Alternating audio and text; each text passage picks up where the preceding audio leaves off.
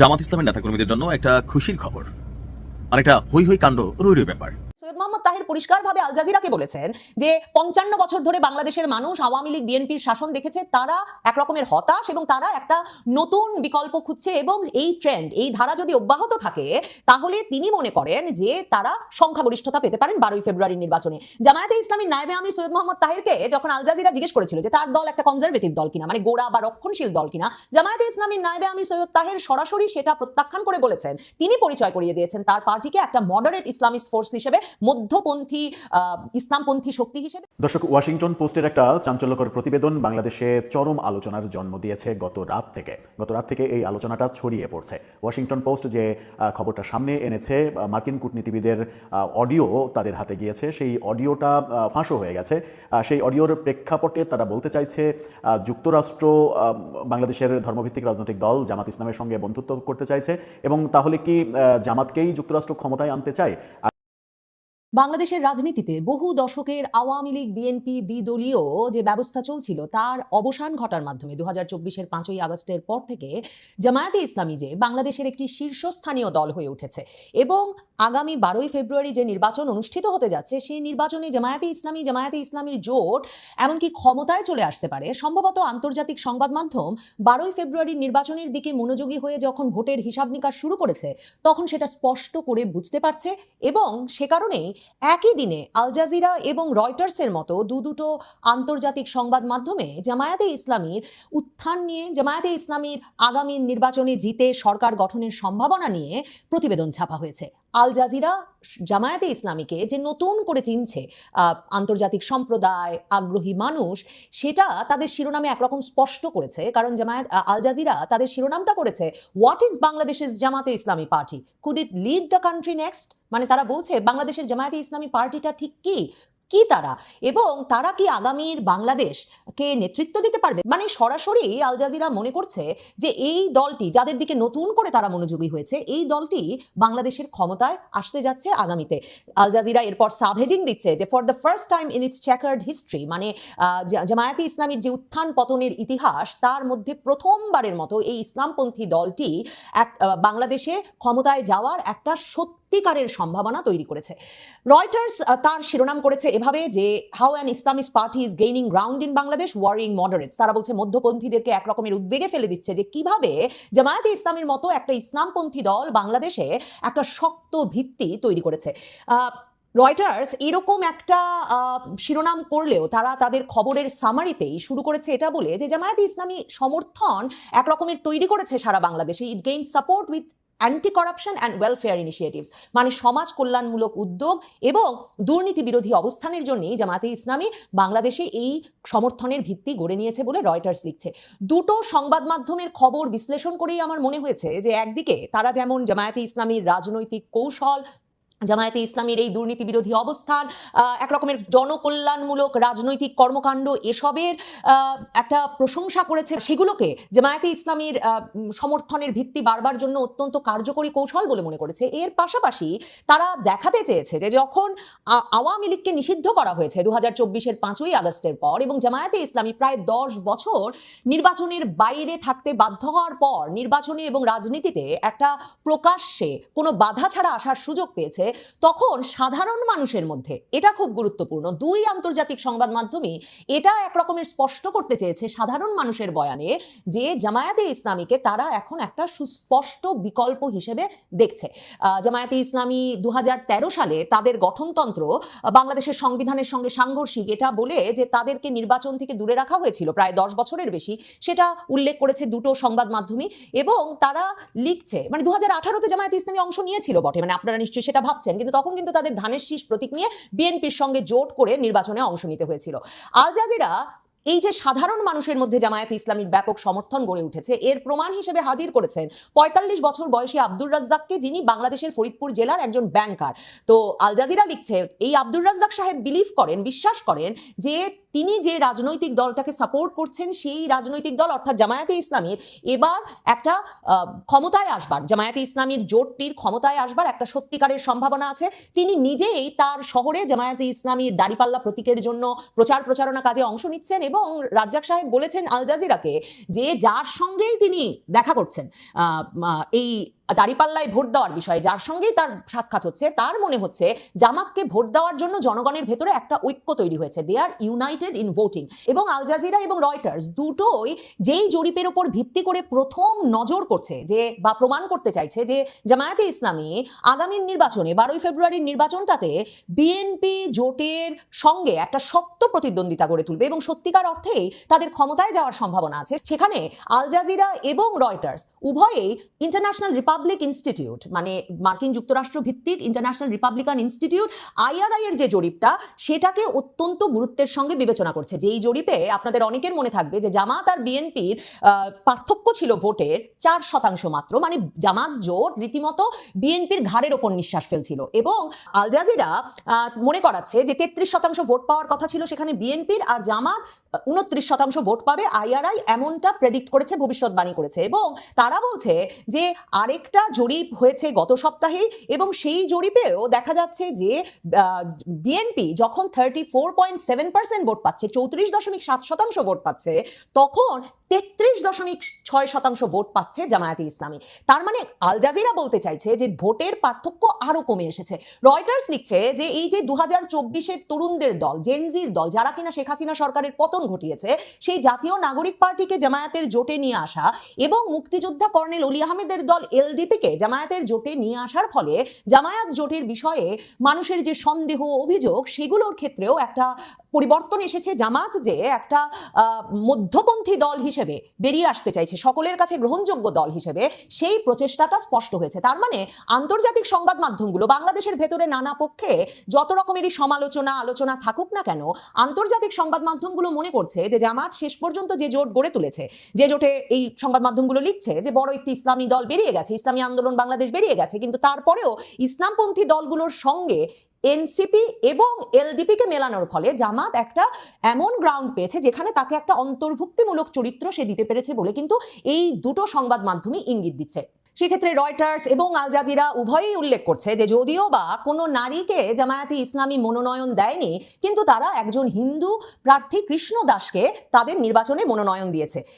Reuters সাধারণ মানুষের মধ্যে কি ধরনের আলোড়ন তৈরি করেছে জামায়াতে ইসলামী, সমর্থন তৈরি করেছে, তার উদাহরণ হিসেবে একজন ঢাকার বাজারের এক নারকেল বিক্রেতার উদাহরণ তুলে ধরেছেন। সেখানে তারা মোহাম্মদ জালাল নামের 40 বছর বয়সী যে ডাব বিক্রেতার সঙ্গে কথা বলেছেন, তিনি বলেছেন যে আমরা নতুন একটা কিছু চাই এবং সেই নতুন অপশন, সেই নতুন বিকল্প হচ্ছে জামায়াতে ইসলামী। রয়টার্স শফি মোহাম্মদ মুস্তাফা নামের একজন রাজনৈতিক বিশ্লেষক এবং ধর্মতত্ত্ববিদের সঙ্গে কথা বলেছেন। তিনিও এই কথাটা উল্লেখ করে বলেছেন যে জামায়াতে ইসলামী একটা নতুন বিকল্প হয়ে উঠেছে, কারণ জামায়াতে ইসলামী এমন একটা ধারণা জনমনে প্রবেশ করাতে পেরেছে, মানুষকে কনভিন্স করতে পেরেছে যে ইসলাম একটা সলিউশন, ইসলাম হচ্ছে গিয়ে একটা সমাধান, এবং তারা নিজেদেরকে একটা নৈতিক বিকল্প হিসেবে প্রতিষ্ঠা করতে প্রস্তুত হয়েছে। তো আল জাজিরা জামায়াতে ইসলামী পার্টিটা কি, এই প্রশ্ন নিয়ে যখন জামায়াতে ইসলামীর নায়েবে আমির সৈয়দ মোহাম্মদ তাহিরের সঙ্গে কথা বলেছেন, সৈয়দ মোহাম্মদ তাহির পরিষ্কারভাবে আল জাজিরাকে বলেছেন যে 55 বছর ধরে বাংলাদেশের মানুষ আওয়ামী লীগ বিএনপির শাসন দেখেছে, তারা একরকমের হতাশ এবং তারা একটা নতুন বিকল্প খুঁজছে, এবং এই ট্রেন্ড, এই ধারা যদি অব্যাহত থাকে তাহলে তিনি মনে করেন যে তারা সংখ্যাগরিষ্ঠতা পেতে পারেন 12 ফেব্রুয়ারির নির্বাচনে।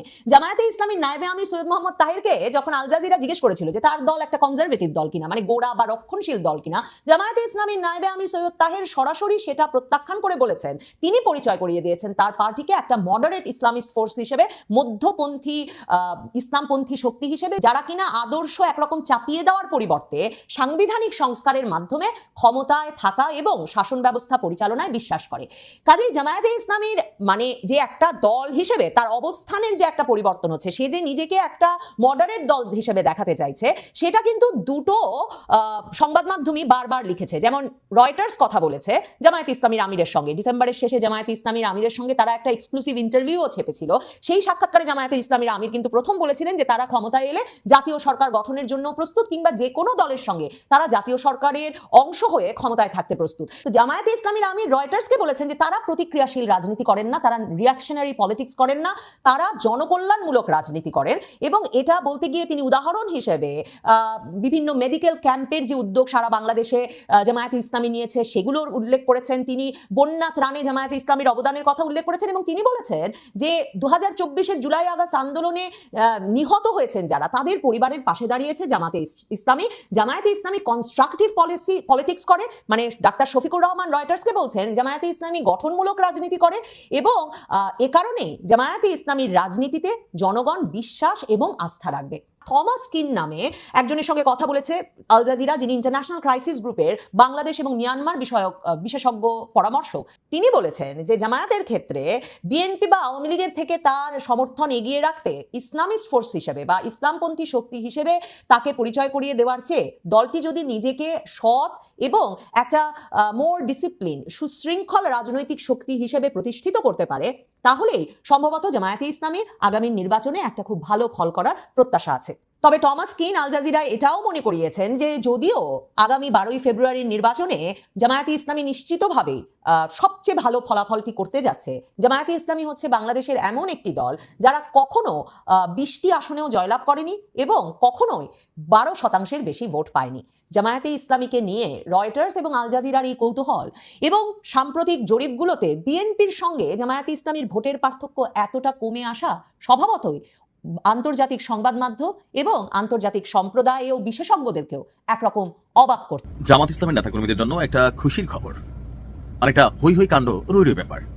গতকালকে বাংলাদেশে নির্বাচনী প্রচারণার আনুষ্ঠানিক কার্যক্রম শুরু হয়েছে। বিএনপি, জামাত ইসলাম বা তাদের সাথে যে জোট আছে এনসিপি সহ বাকিরা নির্বাচনী কার্যক্রম শুরু করেছে। তো এই কার্যক্রম শুরুকে কেন্দ্র করে পৃথিবীব্যাপী বিখ্যাত একটা সংবাদ মাধ্যম আল জাজিরা, যে আল জাজিরা শেখ হাসিনাকে নিয়ে একটা রিপোর্ট করছিল, আর এতে শেখ হাসিনা বা আওয়ামী লীগের অনেকটা কি বলা হয়েছে পতনের একটা বড় ভূমিকা এই আল জাজিরা রেখেছে। সেই আল জাজিরাই গতকালকে একটা প্রতিবেদন দিয়েছে যে জামাত ইসলাম কি সরকারে আসছে। আল জাজিরার প্রতিবেদনটা বিভিন্ন ধরনের জরিপকে কোড আনকোড করে তারা মতামত দিয়েছে। এখানে জামাতে যারা বিভিন্ন নেতা আছেন, সাধারণ মানুষ আছেন, অনেকের সাথেই কথা বলেছেন আল জাজিরা। গতকালকে আপনাদের খেয়াল থাকার কথা, যুক্তরাষ্ট্র হঠাৎ করে জামাতের দিকে বন্ধুত্বের হাত বাড়ানো এবং কি তারা মনে করছে এই মুহূর্তে বাংলাদেশে ইসলামপন্থীদের একটা উত্থান হচ্ছে, তবে শরিয়া আইন চালু করলে বাংলাদেশের উপর 100% শুল্ক সহ আর বিভিন্ন প্রতিবন্ধকতার তৈরি করবে পশ্চিমা রাষ্ট্রগুলো। তো এমন অবস্থায় জামাতও হঠাৎ করে ঘোষণা দিল যে তারা শরিয়া আইন চালু করবে না, আর এ নিয়ে আলোচনা আছে, সমালোচনা আছে। তো সবকিছু ছাপিয়ে আল জাজিরার এই প্রতিবেদন যুক্তরাষ্ট্রের বন্ধুত্বের হাত বা সর্বশেষ ইউনিভার্সিটির লেভেলে যে নির্বাচনগুলো হয়েছে ছাত্র সংসদ, সেখানে ছাত্র শিবিরের সমর্থিত প্যানেলের নিরঙ্কুশ বিজয়, সবকিছু মিলিয়ে একটা বার্তা তৈরি করছে পশ্চিমাদের কাছেও যে বিএনপির প্রধান প্রতিপক্ষ হচ্ছে এবার জামাত। আর জামাতেরও এখানে বিভিন্ন তথ্যপাত্র যতটুকু বোঝা যাচ্ছে যে এবার ক্ষমতায় যাওয়ার চান্স আছে জামাত ইসলামের। তবে জামাতের সাথে যারা জোট বেঁধেছেন এখানে শক্তিশালী হিসাবে এনসিপি তেমন শক্তিশালী কেউই না, আর বাকি যারা আছে ততটা মানে মেরুদণ্ড আছে আমার কাছে এমন কোনো দল চোখে পড়ে নাই। তবে জামাতের যে নিজস্ব ভোট কেন্দ্র বা জামাত যে একজন করেন তার পরিবারের সবাই কিন্তু জামাতেরই ভোটার হয়, অন্যান্য দল এটা নাই। তো সবকিছু মিলিয়ে আমরা যদি দেখি, গেল কয়েক মাস আগে যুক্তরাষ্ট্র ভিত্তিক ইন্টারন্যাশনাল রিপাবলিক ইনস্টিটিউট তারা গত ডিসেম্বর মাসে একটা জরিপ করেছিল। বিএনপির জনসমর্থন তখন ছিল 33% আর জামাতের ছিল 29%। এরপর আপনার institute of law and diplomacy international এবং জাগরণ ফাউন্ডেশন সহ শীর্ষস্থানীয় বাংলাদেশি সংস্থাগুলোর আরেকটা জরিপ চলেছিল, যেখানে বিএনপি 34.7% এবং জামাত 33.6%। অর্থাৎ অল্প দিনের মধ্যে বিএনপির কাছাকাছি আপনার জামাতের অবস্থান কিন্তু আমরা দেখলাম যে এগিয়ে এসেছে। সেই ধারাবাহিকতায় অনেকেই মনে করছে যে আগামী নির্বাচনে জামাত বিএনপিকে ছাড়িয়ে যাবে। তবে নির্বাচনের ফলাফল জনগণের হাতে, এটা হচ্ছে একটা পারসেপশন। আমরা যদি এরপর দেখি যে এখানে জামাতের যিনি একজন নেতা আছেন তাহের সাহেব, তো তিনি আপনার আল জাজিরাকে দেওয়া সাক্ষাৎকারে তারা বলছেন যে এই পুনরুত্থান কেবল বছরের পর বছর দমনের বিরুদ্ধে জনগণের সহানুভূতি নয়, বরং দেশের প্রতিষ্ঠিত রাজনৈতিক ব্যবস্থার প্রতি এক ব্যাপক মোহভঙ্গের প্রতিফলন। জামায়াতের নায়েবে আমির ডক্টর তাহের তিনি আল জাজিরাকে বলেছেন আপনার যে আপনার আওয়ামী লীগ নিষিদ্ধ হওয়ায় তৈরি হওয়া রাজনৈতিক শূন্যতায় জামাত দ্রুত নিজেকে বিএনপির প্রধান প্রতিদ্বন্দ্বী হিসাবে প্রতিষ্ঠিত করতে পেরেছে। এমনকি জামাতের আনুমানিক 2 কোটি সমর্থক রয়েছে, যাদের মধ্যে নারী সহ 2,50,000 নিবন্ধিত নারী সহ প্রায় 2,50,000 নিবন্ধিত সদস্য বা রুকন রয়েছে। এই সংখ্যাটা দলটির সাংগঠনিক শক্তিকে প্রকাশ করে। এমনকি এনসিপির মতো নতুন দলকেও তারা কাজে লাগাতে চায়। আর জামাতের প্রতি জনগণের আগ্রহ বাড়ছে, এমনকি এই ধারাবাহিকতা অব্যাহত থাকলে সংখ্যাগরিষ্ঠতা পাবেন বলেও আপনার তাহের সাহেব বিশ্বাস করছেন। এমনকি পশ্চিমা বা প্রতিবেশী রাষ্ট্র ভারত সহ অন্যান্যদেরকে বাংলাদেশ কোনো হুমকির জায়গা না এটা প্রমাণিত করার জন্য তারা মানে শরিয়া আইন এটা আসলে এখন এস্টাবলিশ করবেন না, কারণ শরিয়া আইন চালু করলে পশ্চিমা বিশ্ব বাংলাদেশের উপর একটা রিয়েকশন দিবে অথবা এই সরকারকে আপনার সাপোর্ট করবে না। তো এরকম নানান চিন্তা থেকে তারা শরিয়া আইনকেও আপাতত আপনার সরিয়ে ফেলেছেন। অ্যাজ এ রেজাল্ট পশ্চিমারা জামাতকে প্রেফার করছে ওয়ান কাইন্ড অফ। আর পাশাপাশি আল জাজিরা যে প্রতিবেদন করেছে সেখান থেকে সবকিছু মিলিয়ে আপনার যে জরিপটা, এই জরিপটা কিন্তু শতভাগ সত্য বা ওরকম কিছু না, এটা হচ্ছে একটা জরিপ।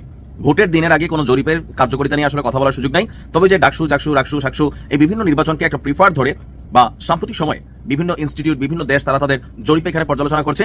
তো সেখান থেকে যেভাবে জামাতের জনপ্রিয়তা ধরেন জরিপে যেটা দেখা যাচ্ছে একটু একটু করে বাড়ছে, সো নির্বাচন আসতে আসতে অনেক ঘটনা ঘটবে, সেই ঘটনা প্রতি ঘটনায় হয়তোবা জামাত এগিয়েও যেতে পারে। তবে রাজনৈতিক দল হিসাবে বিএনপি যথেষ্ট শক্তিশালী, ভোটার সংখ্যা অনেক বেশি। আর ঝামেলার একটা কারণ হচ্ছে বিএনপি হারবে শুধুমাত্র তাদের বিদ্রোহী প্রার্থীরা যারা আছেন। যদি বিদ্রোহী প্রার্থীরা ধানের শীষের পক্ষে শতভাগ মন দিয়ে কাজ করে তাহলে জামাত জিতবে না।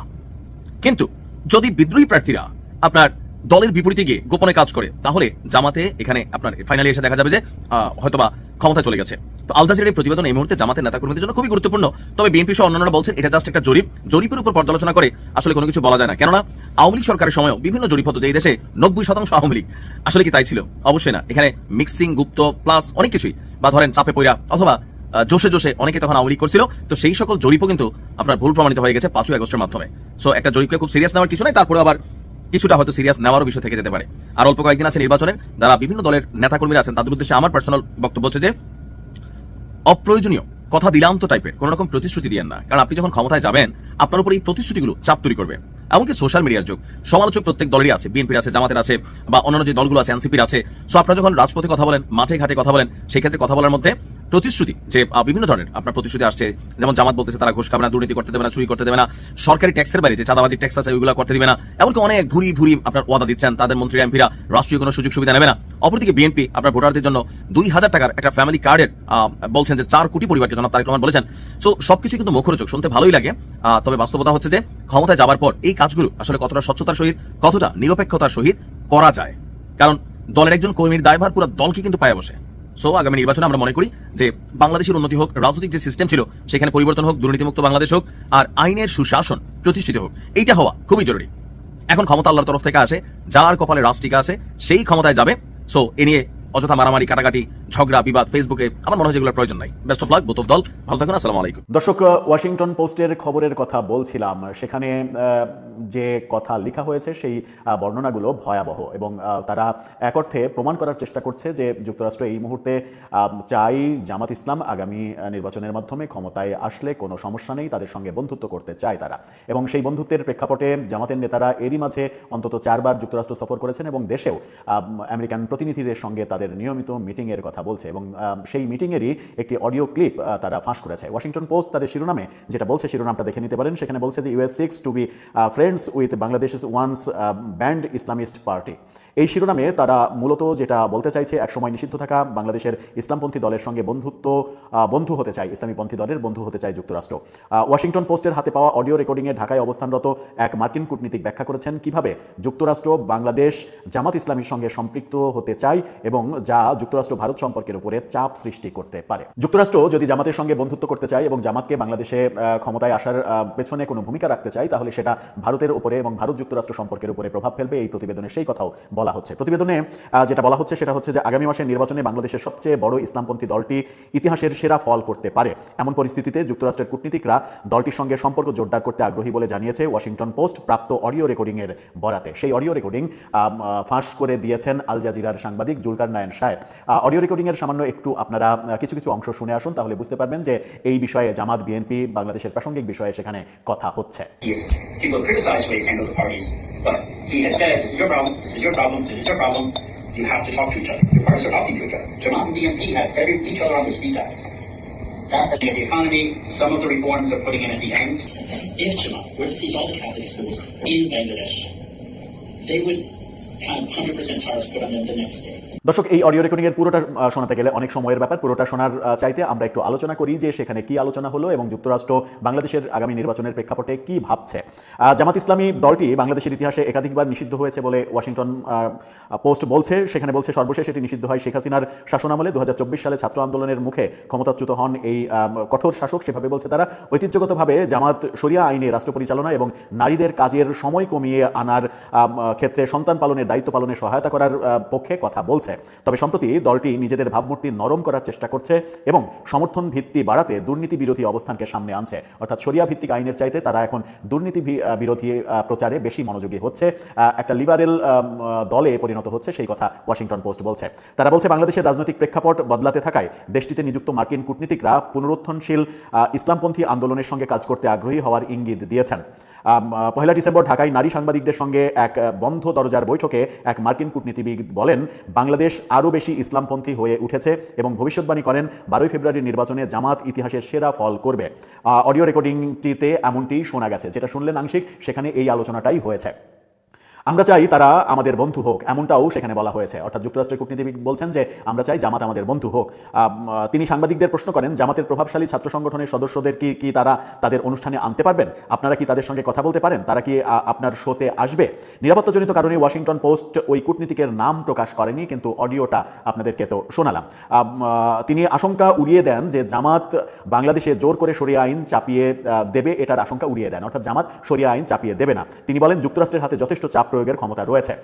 আমি একেবারেই বিশ্বাস করি না যে জামাত শরিয়া আইন চাপিয়ে দিতে পারবে, তিনি এটা বলেছেন। সাথে যোগ করেছেন সেটা হচ্ছে যদি দলটির নেতারা উদ্বেগজনক কোনো পদক্ষেপ নেন, অর্থাৎ আমাদের সমর্থন পাওয়ার পরেও যদি উদ্বেগজনক কোনো পদক্ষেপ নেন, তাহলে পরদিনই তাদের উপরে 100% শুল্ক আরোপ করা হবে।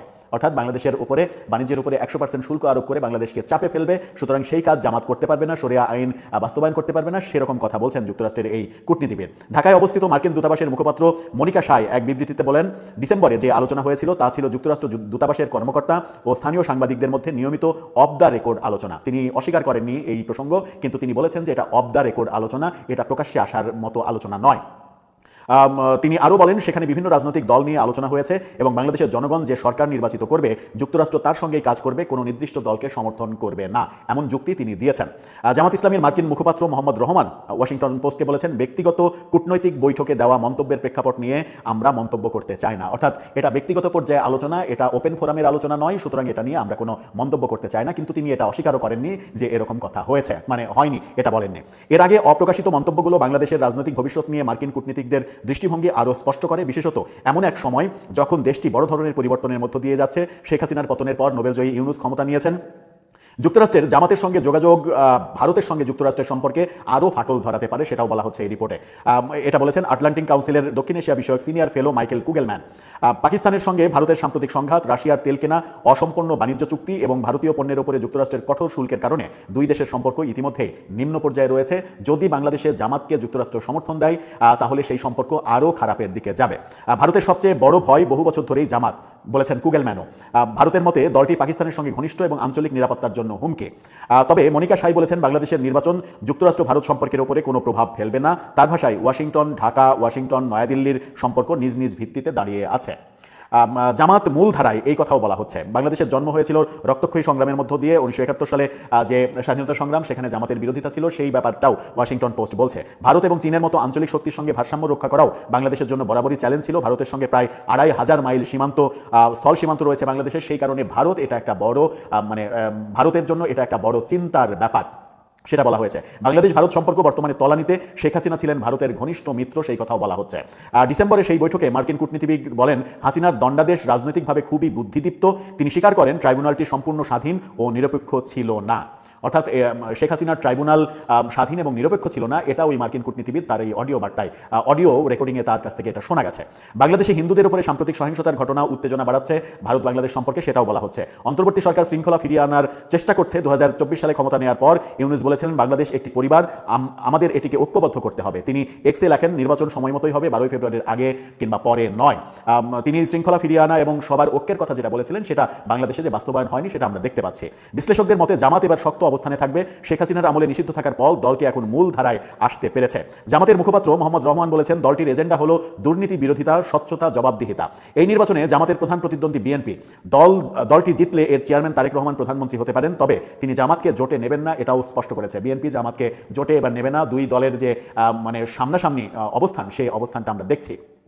শেখ হাসিনার পতনের পর থেকে জামাত যুক্তরাষ্ট্রে 4টি বৈঠক করেছে। খুবই গুরুত্বপূর্ণ এই পয়েন্টটা। যুক্তরাষ্ট্রে জামাত এ পর্যন্ত 4টি বৈঠক করেছে এবং ঢাকাতেও একাধিকবার মার্কিন কর্মকর্তাদের সঙ্গে তাদের দেখা হয়েছে, বৈঠক হয়েছে। দলের আমির সম্প্রতি যুক্তরাষ্ট্রের বাণিজ্য প্রতিনিধি জেমিসন গ্রিয়ারের সঙ্গে ভার্চুয়াল বৈঠকও করেছেন। মার্কিন পররাষ্ট্র দপ্তর এসব বৈঠককে নিয়মিত কূটনৈতিক কাজ বললেও এটার পেছনে যে রহস্য আছে সেই কথাও ওয়াশিংটন পোস্ট বলছে। ঢাকার ওই বৈঠকে মার্কিন কর্মকর্তা জানান, জামাত ছাড়াও হেফাজতে ইসলাম ও ইসলামী আন্দোলনের মতো বাংলাদেশে অন্যান্য রক্ষণশীল ইসলামপন্থী দলগুলোর সঙ্গেও যোগাযোগ হতে পারে। তার মানে যুক্তরাষ্ট্র ইসলামপন্থীদের দিকে ঝুঁকে যাচ্ছে, এটা বোঝা যাচ্ছে এই রিপোর্টে। তারা বলছেন যে আমরা চাই তারা আমাদের বন্ধু হোক, যেন প্রয়োজনে ফোন করে বলতে পারি এই কথাটা বললে কি পরিণতি হবে। অর্থাৎ এরকম বন্ধু যুক্তরাষ্ট্র ইসলামী দলগুলোকে বানাতে চাই, যেন ফোনে ফোনে সম্পর্কটাও থাকে, বন্ধুত্বের যে সম্পর্ক সেই সম্পর্ক থাকে।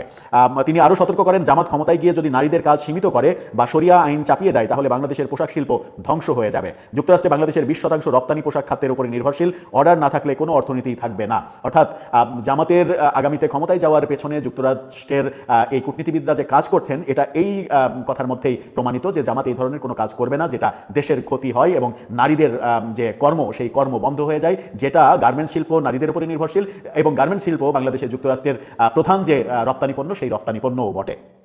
তবে তার দাবি জামাত এটা করবে না। দেশটিতে অনেক শিক্ষিত এবং বুদ্ধিমান মানুষ আছে, আমরা তাদের স্পষ্ট করে জানিয়ে দেব কি হলে কি হবে। অর্থাৎ জামাতের মধ্যে অনেক শিক্ষিত মানুষ রয়েছে, তাদেরকে তারা খুব সহজে বোঝাতে পারবে যে এটা করলে কি হবে, ওটা করলে কি হবে। সুতরাং এটা ওটা করা যাবে না, ঠিকভাবেই চলতে হবে, মধ্যপন্থী একটা দল হিসেবে দেশ চালাতে হবে। বিশ্লেষকদের মতে এতে ভারতের উদ্বেগ কমবে না। ভারত 2019 সালে কাশ্মীরে জামাতকে নিষিদ্ধ করেছিল, 2024-এ আবার সেটা রিনিউ করেছে, পুনরায় নিষিদ্ধ করেছে। কুগেলম্যান বলেছেন, যুক্তরাষ্ট্র ভারত সম্পর্ক যদি ভালো থাকতো তাহলে ওয়াশিংটন হয়তো ভারতের উদ্বেগকে বেশি গুরুত্ব দিত, কিন্তু সম্পর্ক যখন এতটা খারাপ তখন মার্কিন কর্মকর্তারা ভারতকে ততটা খুশি রাখার প্রয়োজন অনুভব করছেন না। এটা একটা গুরুত্বপূর্ণ ব্যাপার যে ভারত যুক্তরাষ্ট্র সম্পর্ক যেহেতু ভালো নয়, সেহেতু ভারতের উদ্বেগ কোথায় আছে না আছে সেই ব্যাপারটা যুক্তরাষ্ট্র ভাববে না। এরই মাঝে আমরা দেখেছি সারা কুক, তিনি ব্রিটেনের রাষ্ট্রদূত, তিনি দিল্লি সফর করেছেন, দিল্লিতে দৌড়ঝাঁপ করছেন। সেই ব্যাপারটাও অনেকে বলছেন যে এটা মানে আমেরিকা ইংল্যান্ড মিলে জামাতের পক্ষে এক ধরনের দুতিয়ালি করা হচ্ছে। দর্শক, তাহলে কি আগামী নির্বাচনে জামাতই ক্ষমতায় আসছে? জামাত এনসিপি জোট তারা ক্ষমতায় আসছে এবং এনসিপির অনেকেই মন্ত্রী হয়ে যাচ্ছে। জামাতের আমির ডাক্তার শফিকুর রহমান তিনি কি বাংলাদেশের প্রধানমন্ত্রী হচ্ছেন? বিএনপি কি একটা বড় হোঁচট খেতে চলেছে? আন্তর্জাতিক সম্পর্কের ক্ষেত্রে বিএনপি কি পিছিয়ে পড়েছে? ওয়াশিংটন পোস্ট তাদের এই রিপোর্টে এবং তাদের যে অডিও বার্তা, সেই অডিও বার্তাই যেটা প্রমাণ হয়, তাতে এই খবরটা বিএনপির জন্য খুবই শুধু অস্বস্তিকর নয়, এটা একটা বিপজ্জনক খবর তাদের জন্য। দর্শক, আপনার কি মনে হয় যুক্তরাষ্ট্র কোন পথে হাঁটছে? এর ফলাফলটা কোন দিকে যাবে, নাকি আমরা একটা অনিশ্চিত আগামীর দিকেই এগিয়ে চলেছি? আপনার মতামত জানিয়ে লিখতে পারেন আমাদের।